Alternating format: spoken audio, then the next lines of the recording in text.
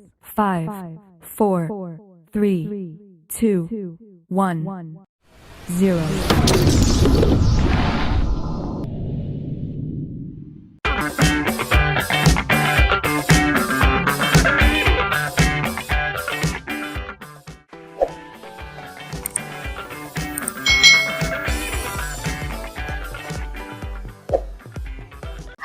Hai, selamat datang di channel YouTube Kak Citra. Apa kabarnya adik-adik semuanya? Kak Citra berharap kalian dalam keadaan yang baik, sehat, dan semangat untuk belajar.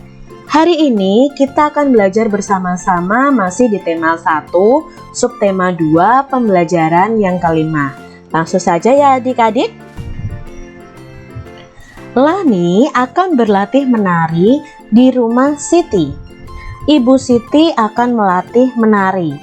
Lani gemar menari, tetapi ia malu menari di hadapan teman-teman. Lengkapilah percakapan di bawah ini sesuai gambar. Tuliskan kalimat tersebut pada kotak yang tersedia kalau kalian punya bukunya adik-adik. Bacalah kalimat tersebut secara lisan. Nah, di sini ada percakapan Lani, Ibu Siti, dan Siti. Nah, di sini Lani kemarin kita belajar di pembelajaran 4 bahwa Lani itu malu untuk latihan menari bersama teman-temannya. Nah, ini gambar yang pertama. Lani tiba di rumah Siti. Ibu Siti mempersilahkan masuk. Nah, di sini Ibu Siti berkata, "Silahkan masuk Lani." Kira-kira Lani mengucapkan apa ya adik-adik ya? Nah, mungkin Lani mengucapkan seperti ini. "Selamat sore Bu, apakah Siti ada Bu?" Nah, mungkin jawabnya mamahnya Siti atau ibunya Siti, "Ada, silahkan masuk Lani." Nah, seperti itu. Lani malu menari di hadapan teman-teman. Siti mengajak Lani. Nah, di sini Lani percakapannya, "Saya malu Siti." Kira-kira yang diucapkan Siti bagaimana? Nah, mungkin diucapkan Siti, "Ayo Lani, kita latihan menari bersama." Percakapan berikutnya. Udin dan Edo mengajak Lani bergabung untuk latihan menari. Nah, di sini Udin berkata, "Ayo Lani, bergabung bersama kami." Nah, Lani kira-kira mengucapkan apa ya dalam percakapan ini? Bisa jadi mengucapkan seperti ini adik-adik. "Terima kasih ya teman-teman," gitu ya. Karena mereka sudah mengajak si Lani untuk latihan menari. Lani, Siti, Udin, dan Edo berlatih menari bersama Ibu Siti. Lani senang bisa berlatih menari bersama. Lani menuliskan pengalamannya. Bacalah pengalaman Lani di bawah ini dengan nyaring dan teliti. Berlatih menari. Sebentar lagi peringatan Hari Kemerdekaan diselenggarakan. Banyak kegiatan yang akan dilakukan. Ada pawai, perlombaan, dan malam kesenian. Aku melihat Siti sedang berlatih menari.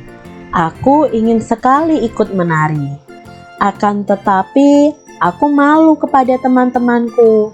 Siti mengajakku ikut menari. "Ayo ikut datang berlatih ke rumahku Lani," kata Siti. Kini setiap sore aku berlatih menari di rumah Siti. Ibu Siti melatih kami dengan sabar. Kami sudah bisa menari dengan kompak. Nah, ini adalah pengalaman Lani yang Lani ceritakan tentang berlatih menari bersama teman-temannya.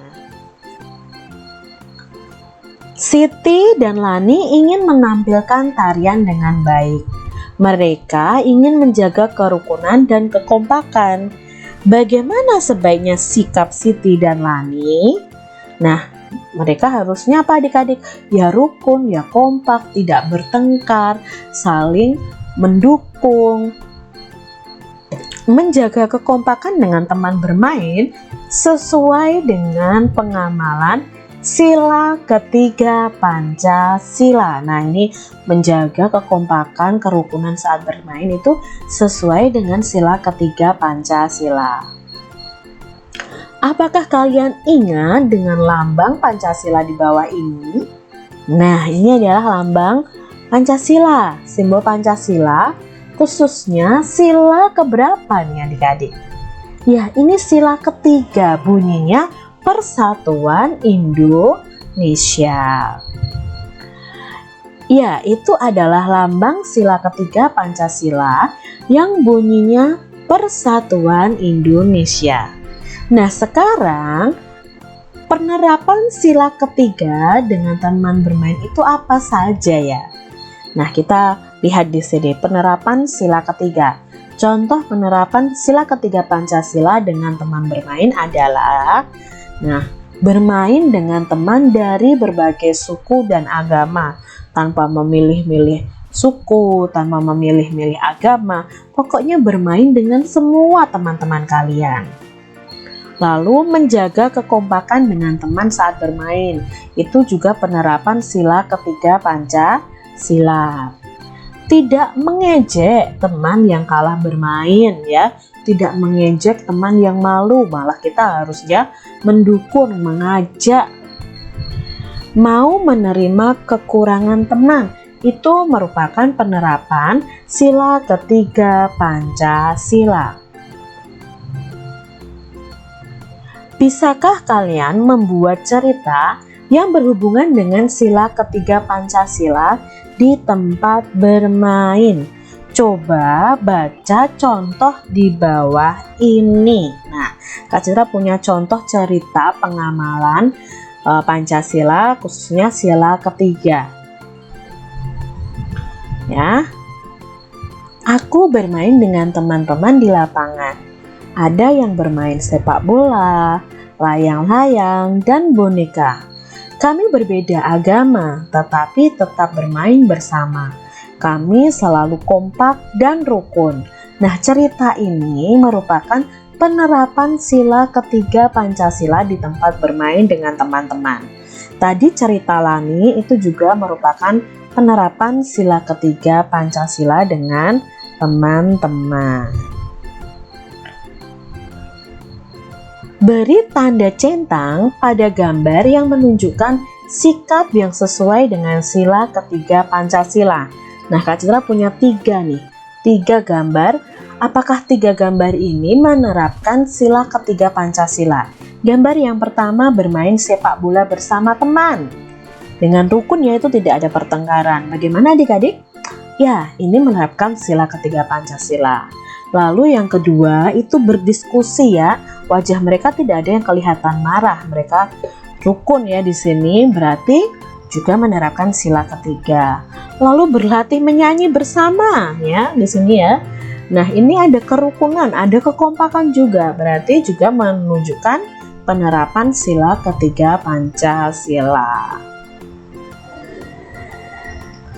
Persatuan dan kekompakan diperlukan ketika melakukan permainan. Apakah kamu suka bermain lari-lari dengan temanmu? Pasti seneng nih adik-adik ya kalau bermain lari-lari. Ayo kita berlatih lagi berlari dengan benar.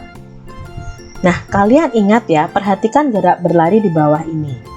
Dalam pembelajaran sebelumnya kita sudah belajar tentang gerakan lari. Ada lari langkah pendek, ada lari langkah panjang.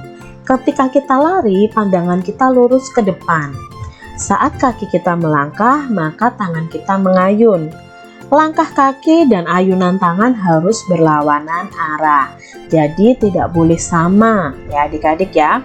Terus lari pendek berarti langkahnya pendek, tapi lari panjang tuh langkahnya panjang. Di pembelajaran sebelumnya kita juga belajar lari melewati bilah bambu. Jadi kita tidak boleh menginjak bilah bambu yang ada.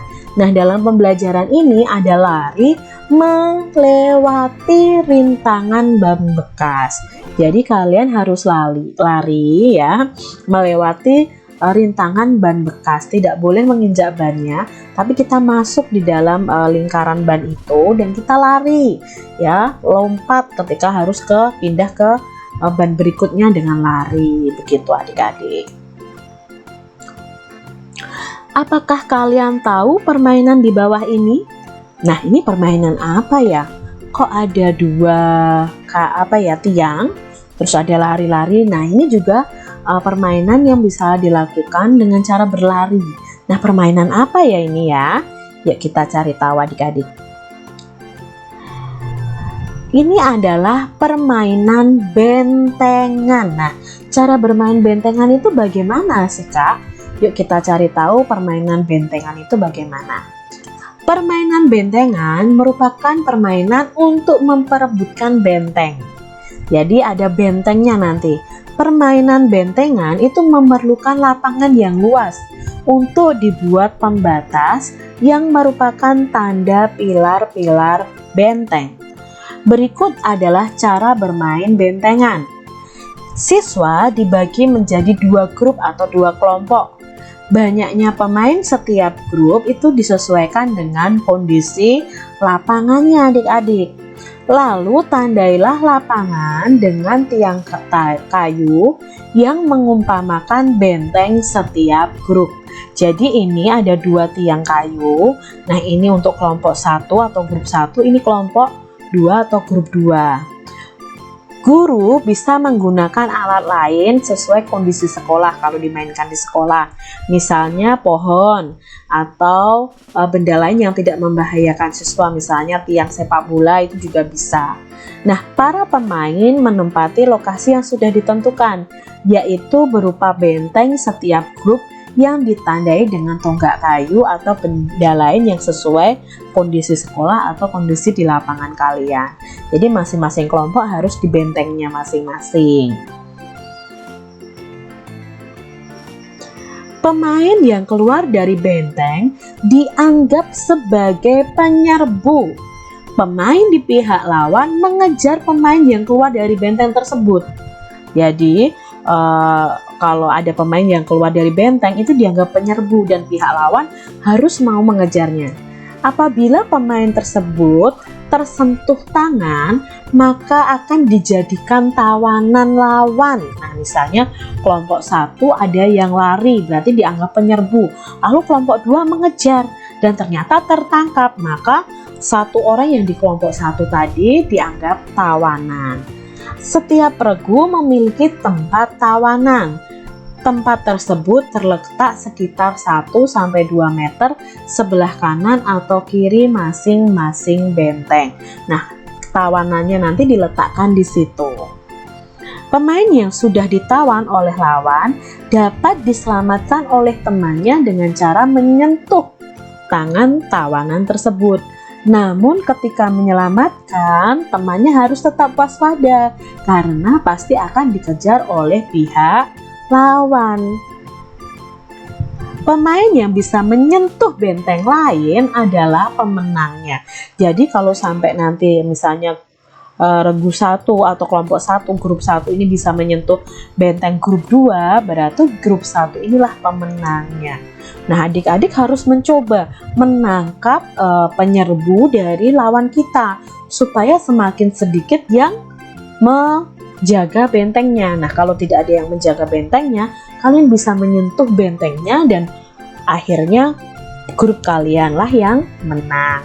Jadi kalian bisa praktekkan permainan bentengan ini di sekolah atau di lapangan di tempat kalian bermain. Tapi tetap harus jaga keselamatan ya adik-adik ya.